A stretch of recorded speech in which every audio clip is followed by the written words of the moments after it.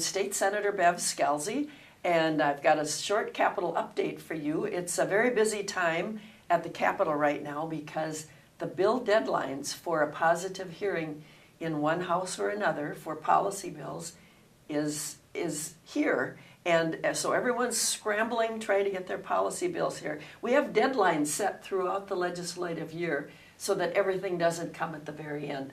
But what happens is that everything comes at the very deadline, and there's 3 or 4 of them, so it's very busy here, and we're working very hard. But the committee work is continuing. So we had an interesting committee last night, and I serve on the Environment and Energy Committee, so we heard 2 bills related to solar power. One was to put solar panels on state buildings, not the state capitol, but every other state building that could take solar panels. We should put solar panels on state buildings and be an example to everyone else.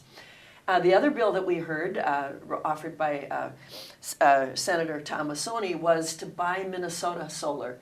And we're very fortunate in Minnesota to have 2 companies that actually manufacture solar panels. One is 10K Solar in Bloomington, and the other one is Silicon Energy in Mountain Iron, Minnesota. And the interesting thing about the Silicon Energy, I've been visited by people from their company, is that they test their solar panels so they know that they're really up and able to survive the Minnesota winters and the freeze-thaw. Because if you get a little water in the edge of your solar panel, it can arc the electricity. So they dunk them in water, they make them freeze, they run over them with semi-trucks, they do all sorts of things with their solar panels.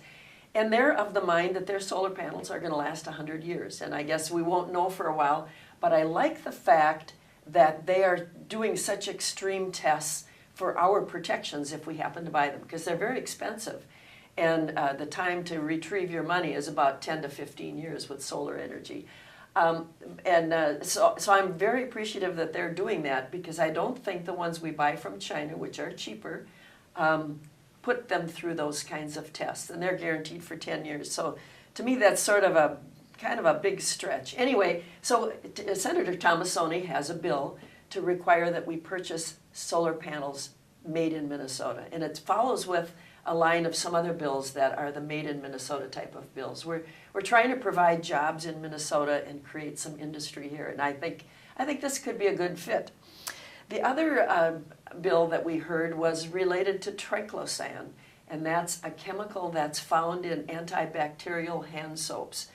And so if you buy antibacterial anything, it's got triclosan in it. And yes, it does kill lots of bacteria. Unfortunately, now we're finding it in our lakes because it goes through the wastewater treatment system and goes down the river, and we found it in lakes because every little town has wastewater treatment systems. Triclosan goes through the human body, or it's washed down in your hands, and then it comes out in the lakes. So it's a substance that we've discovered. There's some remote lakes with no cities or anyone near them. There's no triclosan in that water. That's what we're trying for. So we've got a bill. John Marty's got a bill. It was heard in his committee to not allow the use of triclosan.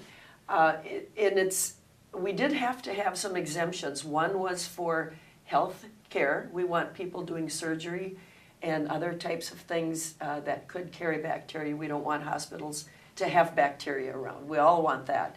And then the other amendment that we're considering is an amendment to exempt food service workers so that they could use antibacterial soaps to wash their hands. But what we learned in the committee is that it's just as good if you wash your hands with soap and water, or it works just as good if you if you use the new alcohol-based hand sanitizers.